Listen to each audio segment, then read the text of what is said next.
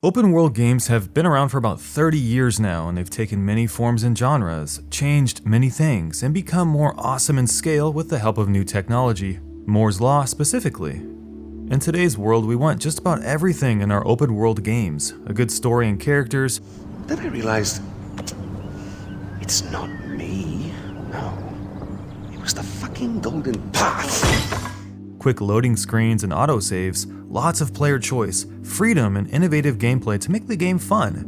We want fast travel, detailed maps with navigation, overflowing quest journals, extensive crafting systems, and side quests aplenty. And how about those beautiful draw distances and, if you can see it, you can go there design? Throw in the words climbable radio towers and wingsuits, and now you have the recipe for a Far Cry game.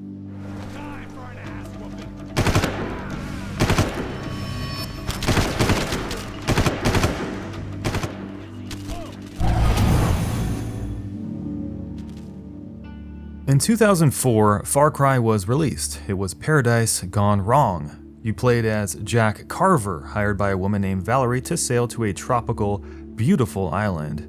The perfect backdrop for some sex, but soon after your arrival, mercenaries blow up your ship and kidnap dear old Valerie. So it's up to you to navigate the tropical island and save her. There was a story, it was open world, there was tons of stuff to do, and it was absolutely stunning to look at. The first elements of what was to become the stealth system in Far Cry would be introduced with the original Far Cry, small rocks that you can throw to distract enemies and sneak by.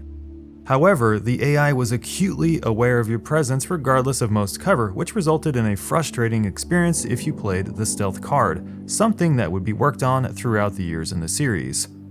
Far Cry was also built around this automatic checkpoint system which would save your progress at various points throughout the game, something that would also be changed in subsequent releases. But overall, Far Cry was an amazing baseline game for the series, and many things would be used for and expanded on for the future titles, such as a heavier focus on fleshing out the story, crafting, and a better development of the supernatural side to the original game, which was by far the worst part of the experience.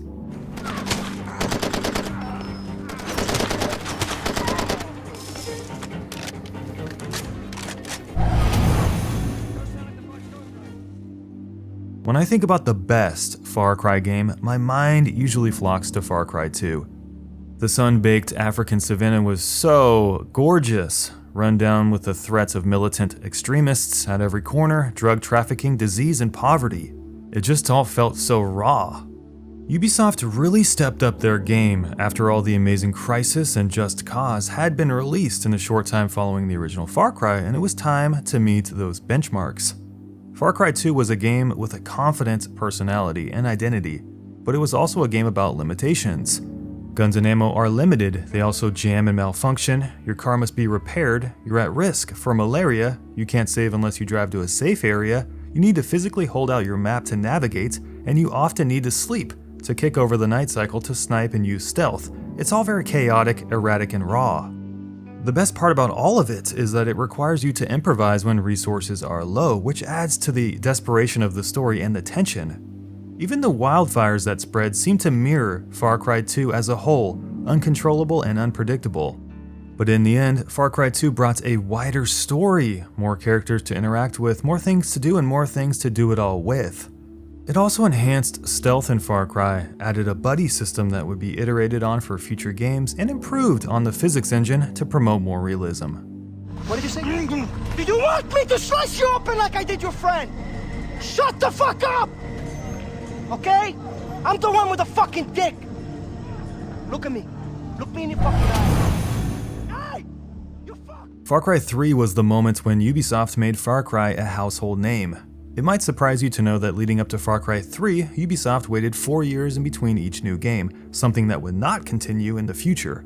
This is the face of Far Cry 3, the face that people remember.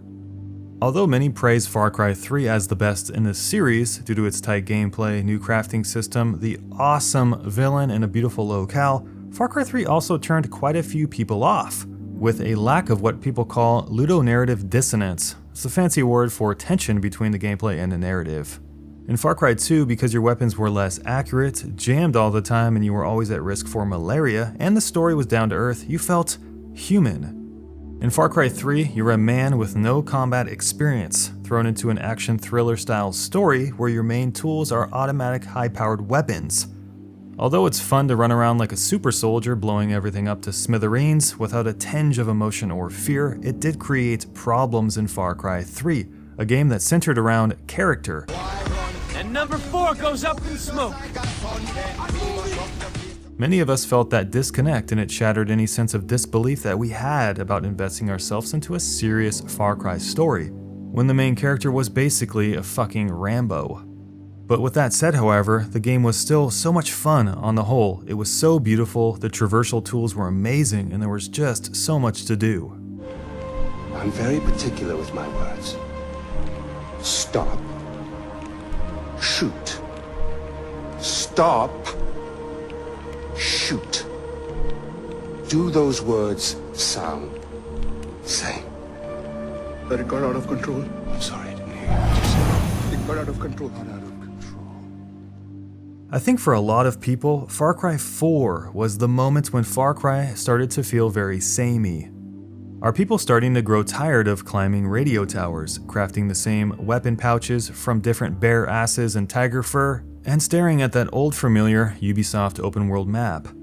I'll admit it myself, Far Cry 4 was a competent game with an interesting setting, a wonderful and creepy villain, fun ways to get around the map, and of course, the refined yet same weapon combat that we had seen for years. In contrast, however, once again we did receive the same story and side quest structure, another unlikable lead character, idealist tropes for NPCs and their cutscenes, and of course, more radio towers. When you combine this with the fact that most people also probably played Blood Dragon not more than a year later, Far Cry 4 was starting to be that old, same old, same old.